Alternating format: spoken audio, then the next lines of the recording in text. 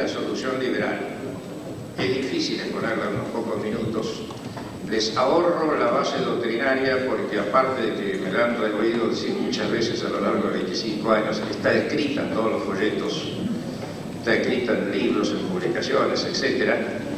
De manera que esa parte no me voy a extender esta noche. Lo único que quiero hacer es un brevísimo resumen de cómo actuaríamos en el momento actual. ¿Cuál es la clave de la solución en el momento actual? Dije antes que este sistema no da más. Y esto quiere decir que no tiene posibilidad de ser remendado, no puede ser emparchado. A veces me preguntan los periodistas, díganos 3 o 4 medidas que usted tomaría para resolver la situación. Le digo, no señor, no puedo, porque no hay 3 o 4 medidas.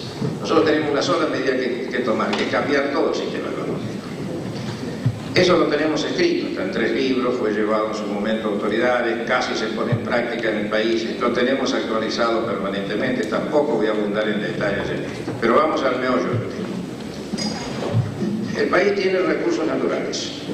Tenemos tierras fértiles, tenemos petróleo, tenemos gas, tenemos recursos humanos. En general, los técnicos argentinos, los profesionales argentinos, cuando van al exterior, se muestran como muy competentes y progresan en el exterior. Tenemos posibilidades de pesca, tenemos unas zonas muy importantes de pesca en el país, tenemos posibilidades turísticas importantes, tenemos minería que no hemos explotado nunca. Es decir, los recursos están y los recursos humanos están. ¿Qué es lo que falta? Falta capital y organización. Al decir organización no estoy hablando de organización militar, estoy hablando de organización del sistema económico-social para que sea eficiente, para que el trabajo de cada uno prospere. Y eso es lo que se llama la economía de mercado. ¿Cómo hacemos con el capital? La clave de la solución está entonces en provocar un shock de confianza. Provocar un shock de confianza que sacuda el país y que provoque el retorno de los capitales argentinos hoy emigrados en el exterior y también la afluencia de capitales extranjeros. Al venir esos capitales al país, como ocurrió el siglo pasado y como ocurrió a principios de este siglo, esa abundancia de capitales provoca la caída de la tasa de interés, porque al haber abundancia de dinero verdadero, no de papel pintado impreso en el Banco Central, al haber abundancia de dinero cae la tasa de interés, que es el costo del dinero. Al caer la tasa de interés, el empresario vuelve a invertir. Hoy ningún empresario puede invertir tomando crédito al 32% mensual, porque es suicida hacerlo. Solamente toman crédito a esa tasa de interés quienes ya están en la bicicleta y no pueden salir de ella. Pero ¿a quién se le ocurre poner una fábrica tomando dinero al 32% mensual? Al caer la tasa de interés, el empresario vuelve a invertir. Al invertir se reactiva la economía. Al reactivarse la economía, tiende a subir el salario real porque viene a la demanda de trabajadores competentes. Es claro que para que esto funcione, hay que transferir al sector privado todas las grandes actividades económicas que se pueda, que hoy están en manos del Estado. Porque si vamos a traer capitales argentinos o extranjeros, no es para que pongan un almacén o para que pongan una fiambrería, es para desarrollar las grandes actividades. Por lo tanto, el gran capital debe tener acceso al petróleo, al gas, a la pesquería, a todas las grandes actividades que hoy están bloqueadas por el Estado. Y esto, como ustedes se dan cuenta, implica un cambio mental muy importante que la clase política todavía no lo ha entendido, el pueblo ya lo ha entendido. Hace años usted le hablaba de petróleo privado y lo consideraban traidor a la patria. A mí me cambiaron de nombre y me llamaban Eso Garay, creyendo que estaba al servicio de los intereses yanquis, por ejemplo, ¿no? Y todo lo que queríamos hacer era que viniera Capital a sacar el petróleo en lugar de tenerlo bajo tierra. Hoy no. Hoy se pregunta a la gente, dice, ¿usted prefiere que el petróleo esté bajo tierra y estemos mendigando créditos en el exterior o quiere que lo saquemos? Todo el mundo contesta que sí. Quien no entendió todavía es la clase política, que todavía se paga en los viejos eslóganes y en los viejos tabú. Ese cambio mental requiere, ese cambio económico requiere un cambio mental para poder hacer estas cosas. Usted dirá, bueno, ¿y cómo se provoca el shock de confianza? Y eso no está en los libros, esa es la dificultad, ¿no? El shock de confianza no hay una receta, depende del momento, depende de las personas, depende del coraje para hacerlo. Por ejemplo, el presidente pudo provocar un shock de confianza el 11 de diciembre. Si él el 10 de diciembre de su discurso inaugural hubiera dicho, esta es la realidad que he recibido, hay que pasar el invierno, pero no se asusten, vamos a hacer tal cosa, y hubiera propuesto todos estos cambios, y hubiera dicho vamos a transferir todas las actividades privadas y vamos a liberar el déficit presupuesto y vamos a cortar la inflación, y además hubiera tomado las medidas ese día, aunque las medidas tarden tiempo después, ahí provocaba el shock de confianza. Pero en cambio le dijo, no se preocupen, vamos a reactivar la economía, al mismo tiempo vamos a levantar el salario real, vamos a levantar las cortinas que están cerradas, y al mismo tiempo vamos a bajar la inflación, lo cual es querer hacer un círculo cuadrado. Ustedes no pueden hacer todo eso y al mismo tiempo bajar la inflación. Entonces,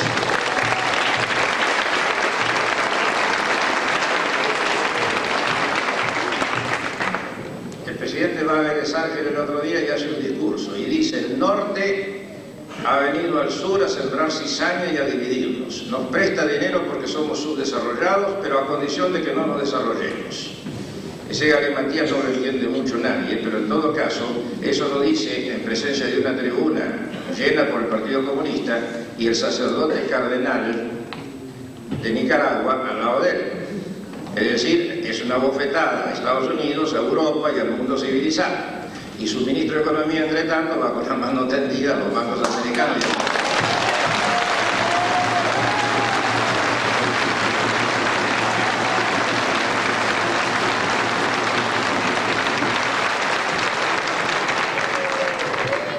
Esas ambivalencias no dan confianza, no provocan el shock de confianza. Hay que buscar otro método para el shock de confianza. Sin embargo, yo creo que todavía hay tiempo. Pienso que si el presidente entre ahora y marzo se da cuenta de lo que está pasando en el país, toma conciencia de la recesión y de la realidad, y lo admite públicamente y toma él la decisión de hacer un cambio, creo que todavía estamos a tiempo y sería la manera menos traumática de todas para que la Argentina pudiera tomar su rumbo. Si desgraciadamente no es así, la próxima oportunidad son las elecciones del 85. Si ahí él pierde el apoyo de buena parte de la ciudadanía, que le prestó el apoyo el 30 de octubre, no se lo regaló, le prestó un 27% de votos no radicales para que resolviera un problema. Si en ese momento el presidente se da cuenta que pierde ese apoyo, y se da cuenta que surgen nuevas posibilidades en el país, ese lenguaje sí lo va a entender porque él es un hombre político y tiene reacciones políticas inteligentes. En ese momento va a pasar lo mismo que pasó en Francia. Las elecciones municipales de Francia le obligaron al señor Mitterrand a mudarse de la planificación socialista a la economía de mercado. Y le obligaron en España al señor González a abandonar el socialismo para pasarse a la economía de mercado.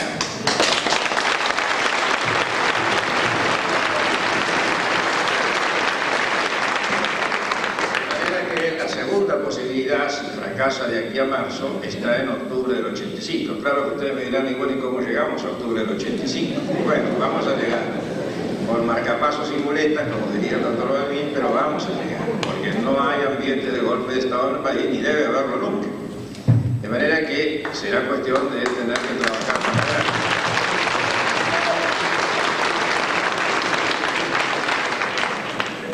Por lo tanto, nuestra propuesta es una propuesta de transformación total. No tenemos recetas para hacerlo a medias. Es todo o nada. Y aquí quiero hacerles una aclaración porque muchas personas se preocupan y tienen temor en ese todo o nada. Yo les señalé antes que había dos maneras puras de organizar la sociedad. La socialista con su planificación central de la economía o la liberal con su economía de mercado, donde es el mercado el que organiza espontáneamente la sociedad.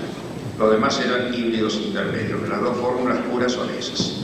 Ahora bien, ni el socialismo perfecto existe en ninguna parte, porque ahora en la Unión Soviética le dejan una parcela de tierra a los agricultores para que cultiven para sí y lo vendan en el mercado, ni la economía de mercado perfecta, con competencia perfecta, existe en ninguna parte. Entonces ustedes dirán, bueno, pero ¿y cómo es entonces el tema? El tema está en que vivimos en una posición intermedia. Nuestra solución consiste en caminar hacia el modelo perfecto, sabiendo que no lo vamos a alcanzar nunca, pero sabiendo también que el solo hecho de ponernos en movimiento hacia el modelo perfecto ya provoca en la sociedad la aparición de fuerzas progresistas que ayudan a resolver los problemas. Es el que denominamos el problema de la tendencia. Nuestra solución consiste en tender hacia el modelo liberal, sabiendo que no se necesita la ortodoxia total para ponerlo en práctica. Porque mucha gente piensa, bueno, pero ¿cómo vamos a salir de la situación actual para ir al modelo perfecto? Es que no se trata de eso. Se trata de salir de la situación actual tendiendo hacia el modelo y sabiendo que cuando nos ponemos en marcha en ese sentido, las cosas empiezan a andar mejor. Esto no es una teoría, esto lo hemos comprobado en todas partes. Si ustedes buscan en qué país del mundo existe la economía social del mercado perfecta, yo les tengo que contestar ninguno. Pero la economía del Japón, la economía de Alemania Occidental, la economía de Reagan, la economía de los canadienses ahora, la economía de los suizos, se aproximan al ideal. Y cuanto más se aproximan al ideal, mejor les va. El mundo adelantado está en la economía social de mercado. Y es eso lo que hace que las naciones sean progresistas y estén avanzando en ese sentido.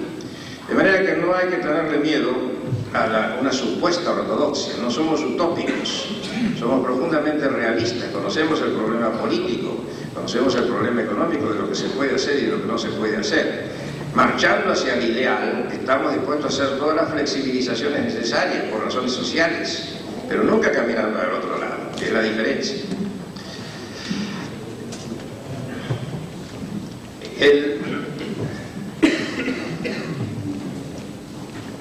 Esto me lleva a decirle dos palabras sobre la OCDE. Como ya ha sido citado por quien me presentó, es la tercera vez que organizamos un partido. Ustedes dirán, bueno, este señor es fabricante de partidos. En realidad no, en realidad hay una continuidad. Lo que dijimos en 1956 es lo que estamos diciendo ahora, pero no por caprichosos ni por cosudos, sino porque es una verdad en la cual creemos y que todavía no hemos logrado que la comprendan del todo. Ya llevamos 25, 27 años en esto. Las líneas del partido son las mismas. El cambio de nombre es incidental, respondía a las situaciones especiales. El Partido Cívico Independiente del año 56 ya decía esto mismo. Y tuvo éxito porque lo obligó al doctor Frondizi a cambiar. Frondizi era autor del libro Petróleo y Política. Y tiró por la borda su libro y hizo lo que decíamos nosotros en materia de petróleo. Frondizi era estatista, controlista, y arrojó por la borda esas ideas y liberó el mercado de cambios y liberó el todo. Y al último terminó llamándome a mí el gobierno. De manera que ese partido modesto en ideas fue muy importante y obligó a producir el cambio. A causa de eso se disolvió para que no hubiera dos partidos oficiales. Vino después la experiencia de Nueva Fuerza fallida por varias razones, entre ellas porque la polarización era demasiado fuerte. Ahí se votó Perón o no Perón. Las ideas tampoco andaban. Ahora es la decisiva, por las razones que ya he dicho antes.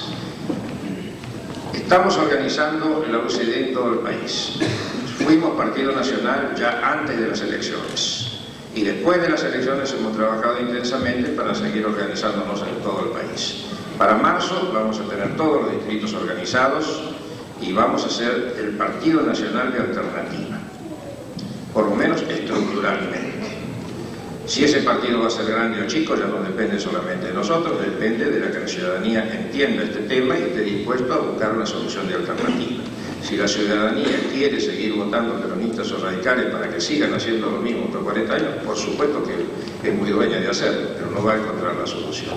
La responsabilidad y la obligación nuestra es crear la alternativa.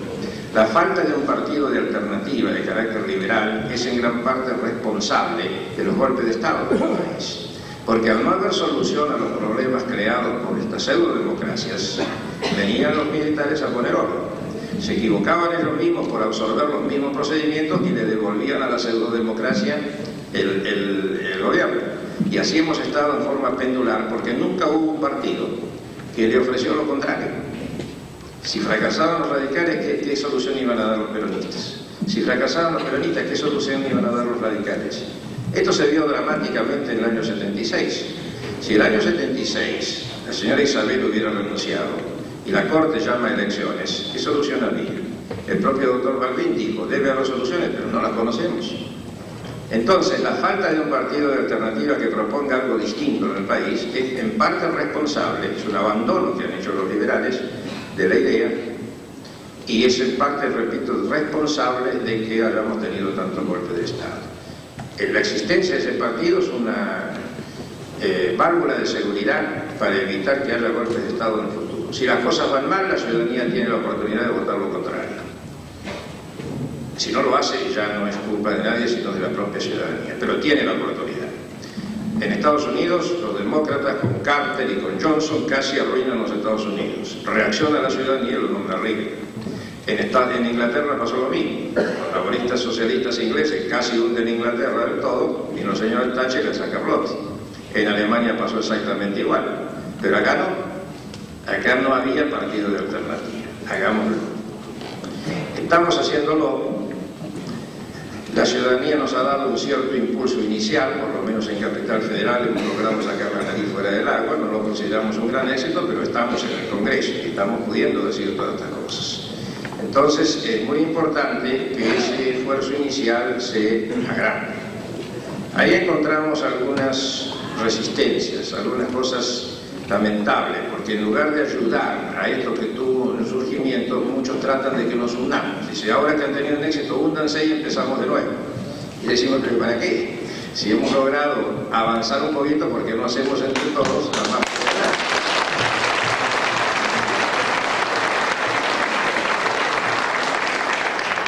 Esto es especialmente válido en la provincia de Buenos Aires. Todavía se está discutiendo en los distritos si se arma el Partido Conservador o no se arma. Le hemos dicho, señores, si lo van a armar, ármenlo de una vez, pero no háganlo del perro del hortelano, donde ni comen ni dejan hacer las cosas. No quiero herir las susceptibilidades de nadie, son perfectamente respetables las emociones y los recuerdos que hay detrás de los nombres. Pero pongámonos en la posición de ver el futuro, qué es lo que se quiere para el futuro. Y para el futuro lo que se quiere es un gran partido liberal en Argentina. Y el nombre no lo hemos puesto nosotros, lo han puesto la gente joven. La gente joven no está atada a los eslogans del pasado, no entiende la lucha de la boina colorada contra la boina blanca, no la vivió, ni siquiera entiende lo del peronismo antiperonismo, porque tampoco existió. Pero sí sabe que hay un camino de libertad para adelante y quiere eso. Por eso es que la juventud se ha arrimado a la UCD. No la hemos atraído con promesas demagógicas ni con extrañas cabildeos. Se han arrimado porque el sentido de libertad y de dinamismo que esto tiene. Entonces hagamos entre todos una gran fuerza política liberal hacia adelante, y eso tiene cabida en todo el mundo. Pero no tratemos de frenar eso con divisiones internas que no llevan más que al resabio del pasado. Estamos dispuestos a organizar, a unirnos y hacer alianzas con todos. Acabamos de hacer una alianza en la Capital Federal, pero no estamos dispuestos a detener la reacción del partido a la espera de que se decidan las alianzas. Mientras se decidan las alianzas, bueno, entre tanto seguimos organizando la UCD. Acá, en Trenquelauquen, un grupo de civiles se ha resuelto de organizar la UCD. Es muy alentador lo que ha ocurrido. Hemos estado hoy con la gente de América, que también ha dicho, bueno, ya no vacilamos más, estamos con la UCD. Creo que lo mismo pasa en Pehuajó. Estamos notando en todas partes que esto está creciendo. En las elecciones teníamos solamente 27 distritos, hoy tenemos 80 distritos organizados. Pocas semanas más y estamos en toda la provincia. Y en la provincia tiene que estar la UCD. No es posible que en la principal provincia del país no esté el principal partido nacional del ala liberal que existe hoy. De manera que Capital Federal, Provincia de Buenos Aires, Entre Ríos, Córdoba, Tucumán, Santa Fe, tiene que ser UCD. Y esa es la tarea que estamos tratando de realizar. También hemos tenido la satisfacción hoy de tener una numerosa delegación de La Pampa que están organizando la UCD en La Pampa. ¡Bravo!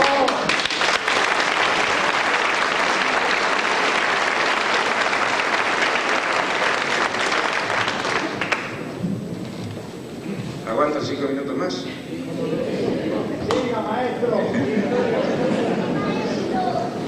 Es que no sé si aguanto soy yo. El problema vuelve a ser político.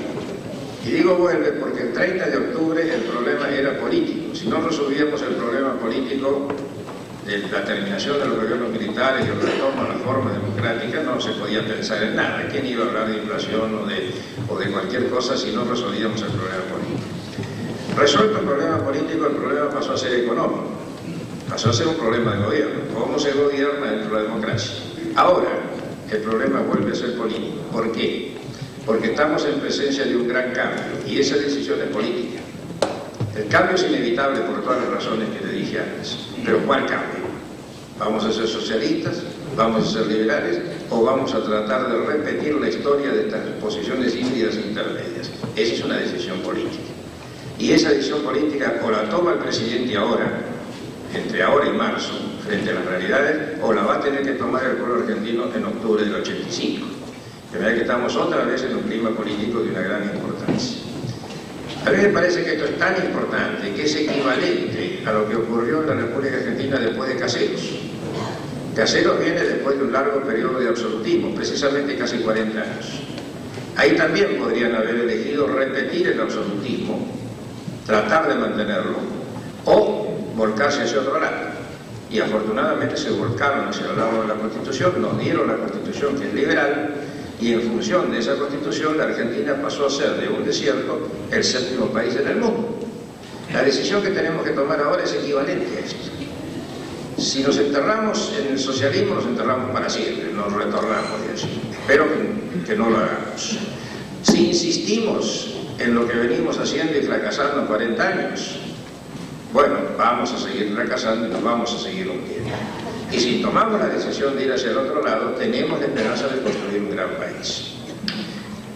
Lo que le estamos proponiendo es, en definitiva, el retorno a la Constitución.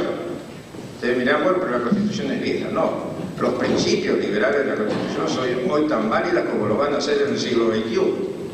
Lo que sí han progresado son las técnicas, pero esas las conocemos perfectamente bien.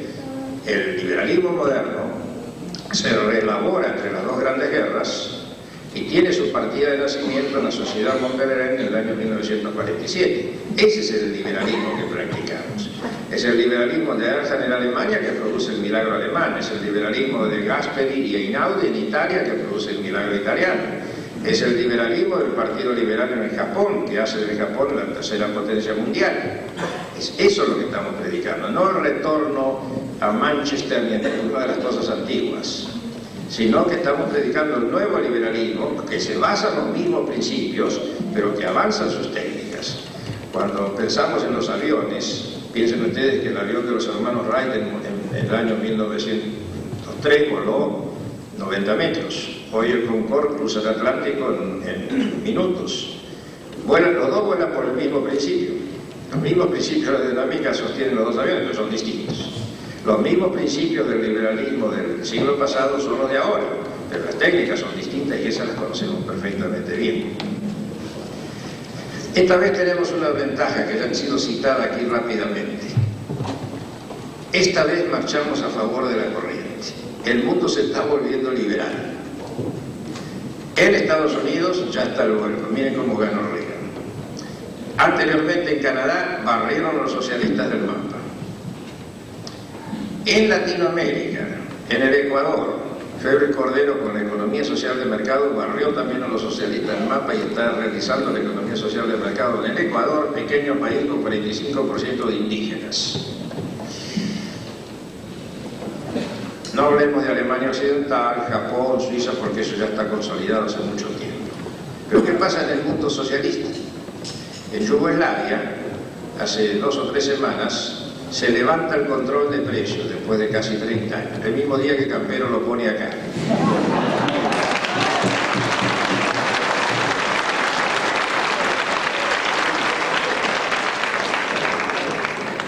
Y ayer, después de La Nación, que los chinos han resuelto que Marx está obsoleto.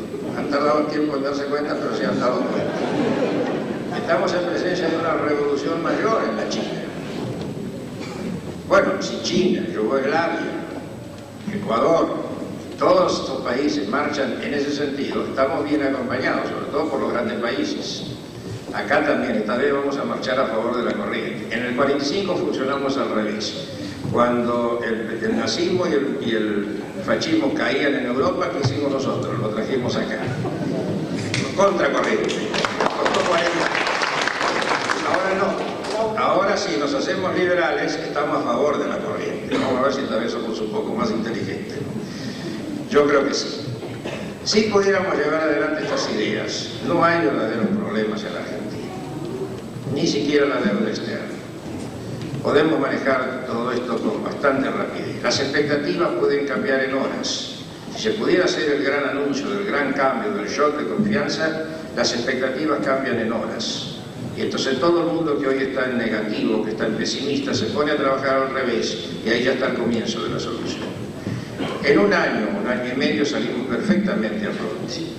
Podemos exportar 5 a 6 mil millones de dólares más si desarrollamos libremente el campo, si desarrollamos libremente el petróleo y el gas, si desarrollamos libremente la minería. Y entre tanto, la afluencia de capitales nos corrige el problema de la balanza de pagos. De manera que no hay que esperar 5 o 6 años para arreglar las cosas. Se arreglan desde el momento que lo ponemos en marcha. Y entonces, ¿por qué no va a tener un futuro la Argentina? Si hemos sido un séptimo país del mundo en alguna época, ¿por qué no podemos volver a recuperar las posibilidades? Es cuestión de que traigamos los capitales y que trabajemos orgánicamente. Bueno, esto es todo. Como les dije antes, de aquí en adelante la solución es política, hay que empujar el cambio. Ojalá lo haga el presidente. Yo lo digo, pero no lo creo mucho, pero no importa, ojalá lo haga, porque es lo menos traumático.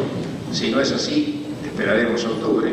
En octubre esperamos que la ciudadanía nos acompañe. En ese caso vamos a forzar el cambio dentro de la... Forzar quiere decir dentro de las prácticas democráticas.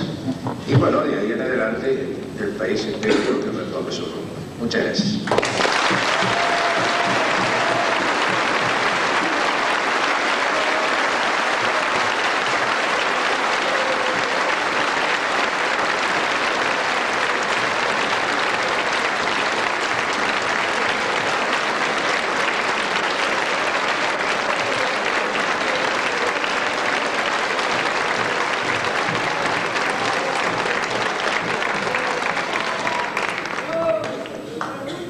De esta charla, el ingeniero Sogaray va a responder algunas preguntas que le formulemos, así que los invito a... Lo único que no tenemos son micrófonos para repartir entre la sala, así que les invito a hacerlo en voz bien alta. El ingeniero va a contestar.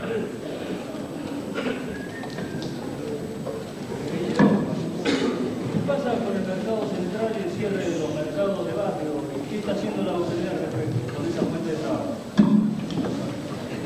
El martes a las 7 de la mañana voy a visitar el mercado 3 de febrero, que está rodeado por policías con perros. Espero que no me dejen adentro. Y lo hago como un elemento simbólico para expresar el más claro repudio de la OCDE a esta arbitrariedad del gobierno de cerrar mercados que se han construido a lo largo de muchos años, que son fuente de trabajo para mucha gente y sobre todo que prestan un gran servicio a la comunidad. El mercado central, en la forma que se construyó, con perímetro de protección, es un monopolio, creado por el Estado. Cuesta millones de dólares y ahora no saben qué hacer con él. Entonces, para que funcione, tienen que cerrar todos los otros mercados. Si no, queda en evidencia el despropósito que significó su construcción. No es cierto de que con el mercado central resuelvan los problemas impositivos o resuelvan el problema de la transparencia, porque los mercados existentes aceptan la caja única y aceptan computarizar todo para que tengan todos los controles que quieren. Lo que parece ridículo es que los productores de la zona del Tigre, por ejemplo, tengan que llevar sus productos al mercado central y luego si usted quiere comprar una lechuga en el Tigre tiene que volver al Tigre. De manera que, además, eso de la intermediación. Los verduleros no van a ir a Ezeiza, que está a 80 kilómetros de toda la zona, con un carrito a buscar la lechuga. Va a aparecer el camionero que se va a ocupar de eso y luego va a ir a repartir. Y ya apareció, ya está el camionero intermediario. De manera que todo esto hay que ponerlo de relieve, hay que decirlo a la opinión pública, lo vamos a decir con toda la vehemencia que podamos.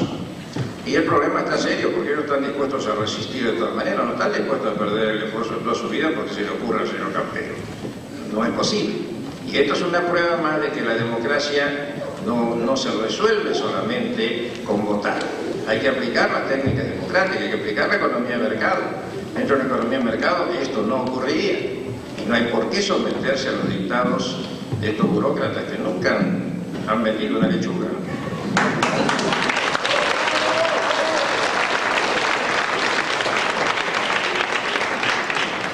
Ganamos, ingeniero, el mercado está con nosotros. Espero que así sea. Ingeniero, ¿cómo explica usted que los Estados Unidos, que supuestamente es una economía liberal, maneje un presupuesto tan tremendamente deficitario? Bueno, el problema del presupuesto en los Estados Unidos es indudablemente un problema grave para los Estados Unidos y en realidad para el mundo entero.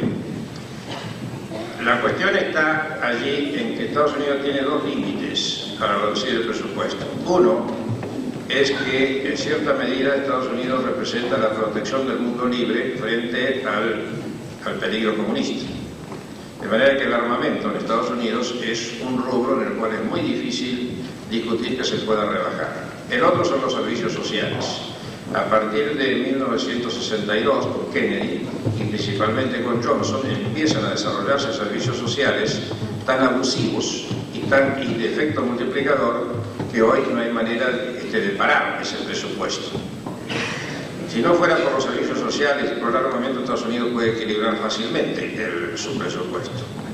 Pero el presupuesto de Estados Unidos, a diferencia de lo que ocurre acá, no es financiado con emisión de moneda. Es financiado tomando dinero prestado del público norteamericano y del mundo entero. De manera que el efecto inflacionario no es el mismo. Por eso Reagan ha logrado reducir la inflación al menos del 4% anual, a pesar del déficit del presupuesto. Pero la toma de dinero en esas cantidades provoca el alza de la tasa de interés. Y al provocar el alza de la tasa de interés, disminuye el ritmo de la inversión. Por lo cual, Estados Unidos está viviendo provisionalmente a costa del futuro. Por eso ahora en el nuevo plan Reagan ellos van a hacer un esfuerzo serio para disminuir el presupuesto y esperan disminuirlo sin aumentar los impuestos, solamente que como confían en el desarrollo de la economía, una economía más abundante y que produce más, paga más impuestos. Y están haciendo cálculos hasta por 4 años en los cuales, por lo menos en los papeles, esperan reducir fuertemente el déficit de presupuesto. Yo estuve en Estados Unidos hace poco, tuve oportunidad de hablar con el señor Volcker, que es el presidente de la Reserva Federal de Estados Unidos, el equivalente al Banco Central. Le pregunté concretamente esta misma pregunta. Me dijo que efectivamente era el problema que veíamos de afuera, pero que ellos creían que si triunfaba Reagan lo iban a poder hacer en estos 4 años. No puedo decirle más que esto porque hasta ahí hay que esperar ver si realmente lo cumplen. En todo caso, lo que sí vi yo en Estados Unidos es un resurgimiento formidable de la economía y un resurgimiento formidable del espíritu del americano. El americano ha vuelto a tener confianza en sí mismo y confianza en su país. Entonces todo le parece posible y todo es posible en los Estados Unidos. Además, un país que funciona. El teléfono funciona, el ferrocarril funciona, las líneas aéreas funcionan. Cuando hay huelgas, pero cuando no hay huelgas. Acá estemos en huelga o no estemos en huelga, pasa lo mismo siempre.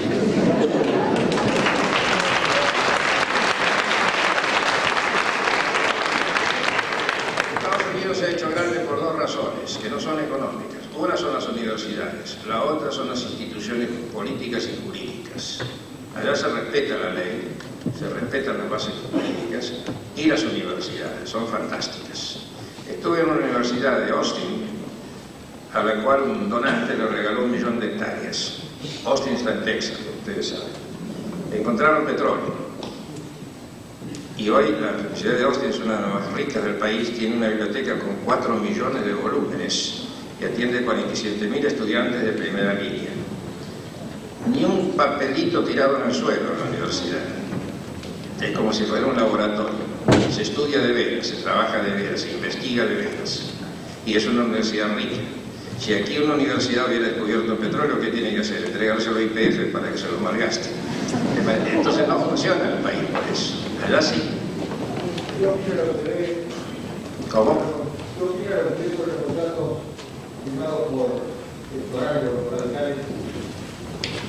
Bueno, los contratos estos...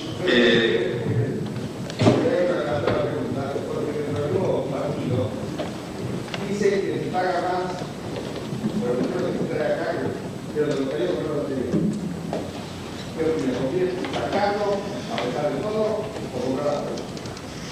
No, en este momento, afortunadamente, la ecuación económica hace favorable explotar el petróleo en el país. En este momento, el petróleo comprado, puesto en destilería de La Plata, cuesta aproximadamente $220 la tonelada o metro cúbico, no recuerdo en este momento. Y sacar el petróleo del país no cuesta más de $140, de manera que por suerte tenemos un bien en el cual podemos hacer una buena diferencia. Ahora, estos contratos son contratos intermedios, no son los verdaderos contratos necesarios para explotar el petróleo. Estos contratos son por cuenta de YPF. Y entonces el contratista no es un verdadero explotador de petróleo, es un contratista. Y ese contratista tiene fórmulas de pago que YPF tiene que pagar, y hay constantemente problemas, sobre todo en periodos inflacionarios, porque las fórmulas nunca son bien automáticas. Por eso han estado un año discutiendo la reforma de los contratos. Estos contratos no son los que nosotros defendemos. Creemos que es mejor que nada. Creemos que si no existieran estos contratos, el país se queda otra vez sin provisión de petróleo, porque YPF no lo puede sacar. Pero lo que nosotros sostenemos es otra cosa. Nosotros queremos dejar YPF como está, para no meternos en la polémica nacionalista, si vendemos la patria, etc. Dejamos como está. Pero abrimos todo el campo del petróleo y el gas a compañías que vengan a trabajar acá, pero que traigan capitales, no préstamos, y que se corran el riesgo. Es decir, que exploren, busquen el petróleo, si lo encuentran, lo exploten, lo destilen y lo vendan, pagando naturalmente los impuestos, pagando las regalías y pagando el valor del petróleo.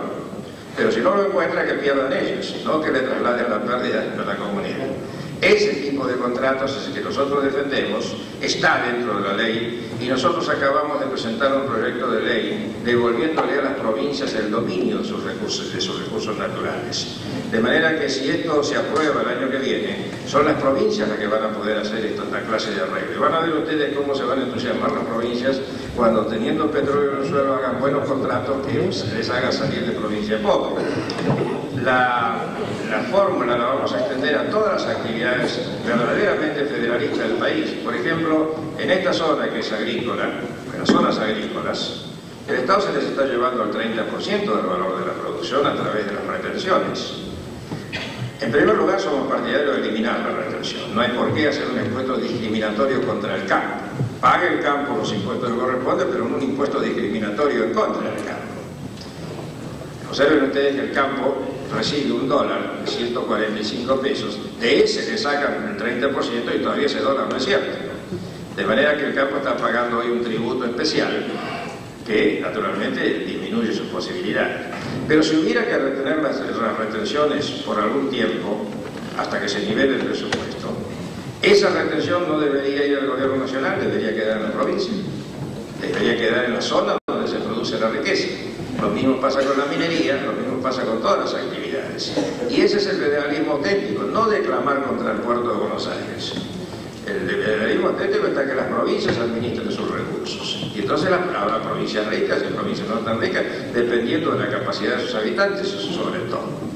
De manera que nosotros también defendemos el federalismo auténtico mediante el sistema eminentemente práctico de devolverle a las provincias el manejo de sus riquezas.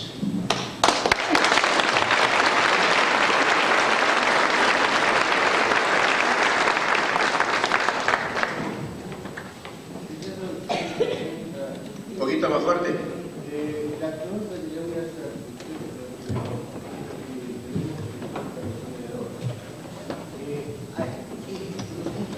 Más fuerte, por No favor. se escucha. $50 millones ¿realmente deuda del Estado o hay alguna deuda particular?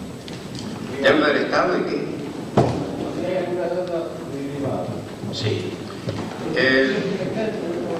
Sí. La deuda de 44.900 millones, que a fin del año próximo va a ser 50.000 millones de dólares, esa es su mayor parte deuda estatal. Sobre 50.000 millones de dólares yo le diría que 40.000 son del Estado y 10.000 son deuda privada, pero con el agravante de que sobre la deuda privada el Estado Nacional ha dado garantía. De manera que en rigor podemos decir que toda la deuda es estatal, porque si el privado no paga, paga el Estado, o mejor dicho, pagamos todos nosotros porque el Estado no tiene recursos propios. Lo cual es otra aberración, porque en un sistema capitalista el empresario debe correr sus riesgos. No es cuestión de que cuando gane el empresario y cuando pierda le traslade la pérdida a la colectividad. Y sin embargo estos gobiernos salvadores de empresas en realidad lo que están haciendo es desprestigiar el sistema capitalista. El sistema capitalista tiene el premio de la ganancia si cumple con la función social de proveer bienes que el público desea, y tiene el castigo de la quiebra si se equivoca. Ahora, si cuando gana él y cuando pierde la comunidad, eso no es sistema capitalista. Sí, señor. ¿En qué posición está la UCD con respecto a la Ley Federal de Carne? En el cumplimiento de la Ley Federal de Carne, que se viene hablando desde hace mucho tiempo y nunca se cumple. Siempre aparece el matadero clandestino, el municipio que hace el negocio, y entonces toda la política de carne se distorsiona. Y culpa de eso todo se maneja en dinero negro, aparece la corrupción, hay faltas de sanidad, en fin. Somos partidarios de dejar la máxima libertad de acción en el comercio de carne, pero hacer cumplir una ley que todos deben cumplir, sobre todo por razones sanitarias, y no permitir la clandestinidad. El frigorífico que cumple las reglas, que paga los impuestos, que cumple con las reglas de sanidad, no puede competir con el matadero, que aunque desperdicie la sangre y las menudencias y todo lo demás, le sobra dinero porque no paga impuestos, no paga servicios sociales, vende clandestinamente, y eso hay que terminarlo. Eso es una aberración, digamos así. Ingeniero, ¿cómo se inserta en una economía liberal una cierta intervención del Estado dando precios sostenes, por poner un ejemplo? No se inserta. Es decir, si usted va a liberar los precios, hay que liberarlos en todo sentido. Se puede, no es contrario a la filosofía liberal. Ante todo, la filosofía liberal, ya lo dije antes, no es una ortodoxia infalible. Más, vine discutiendo este tema con el doctor Erhard una vez que estuvo aquí en Argentina, al cual tuve la suerte de ser amigo de él y aprender muchas cosas de él. Me dijo: mire, sobre toda la economía de mercado es como el avestruz. Si traga unos clavos, no pasa nada. Ahora, si quiere tragar una locomotora, no puede. Es decir, si por vía de excepción, en un momento determinado, el Estado resuelve dar un precio sostén mínimo, porque quiere nivelar la producción o por cualquier razón, puede hacerlo dentro de nuestra filosofía, siempre y cuando eso lo pague con recursos genuinos. Es decir, lo tiene que sacar de impuestos, no lo puede sacar de la emisión de moneda, porque entonces entra en inflación. Todo subsidio, toda intervención del Estado que se considere necesaria y que represente un gasto, hay que sacarla con recursos genuinos. Y ahí la comunidad decidirá si lo quiere hacer o no lo quiere hacer.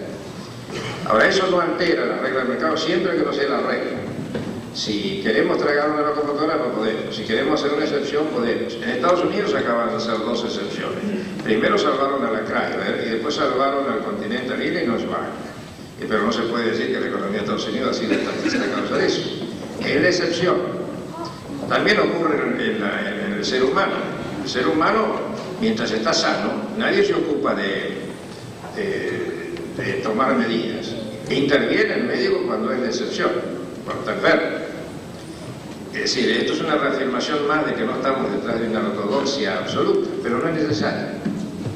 Entonces se puede concebir un sistema en el cual el Estado ponga un precio sostén siempre que no sea demasiado contradictorio con la tendencia de mercado, porque si no, se produce como ahora. El precio sostén que se ha prometido es demasiado alto para el precio internacional a este tipo de cambio. Entonces lo que va a pasar es que la diferencia la tiene que pagar la Junta. Y como la Junta no tiene recursos, la vamos a pagar todos. Sí, señor. ¿Cómo estima usted que sería la relación de un gobierno liberal con el poder sindical aquí en la Argentina o con el movimiento obrero? ¿Lo asimilaría? No hay problema dentro de la mecánica liberal para que las instituciones intermedias funcionen. Al contrario, somos partidarios de que haya organizaciones intermedias, sean gremiales, patronales o sean sindicatos. De lo que estamos en contra es del sindicato único y del sindicato protegido por el Estado. Así que como combatimos los monopolios y los oligopolios en la empresa, combatimos el monopolio o el oligopolio sindical. Y la manera de combatirlo no es mandar la policía. Es decir, señores, ustedes quieren organizarse como sindicato, háganlo, de acuerdo con el artículo 14 de la Constitución y de la disposición 87 de la OIT, ustedes pueden hacerlo. Eso es lo que yo defendí hace poco en el Congreso cuando los compañeros se pusieron del lado mío, ¿no? Porque defendíamos la libertad de asociación. Pero dije, ojo, si ustedes quieren libertad de asociación, también no vengan a pedir después protección del Estado para el sindicato único. Además, cobren ustedes las cuotas de afiliados. No le pidan al Estado que le diga al patrón que le cobre la cuota.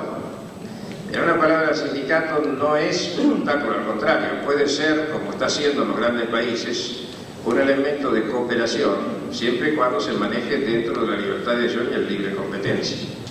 En Alemania, por ejemplo, los grandes problemas de concertación sí se pueden hacer porque primero porque manejan cifras muy pequeñas y discuten el 3%, el 5%, y segundo porque los sindicatos tienen expertos, han progresado y saben bien que no pueden matar la gallina al huevo de oro. Yo he sido ministro de Trabajo acá mientras era ministro de Economía, he discutido con los sindicatos y me he tratado con ellos mucho y no he tenido verdaderos problemas. Para mí no es un problema la cuestión sindical. Ingeniero, ¿y las organizaciones corporativas?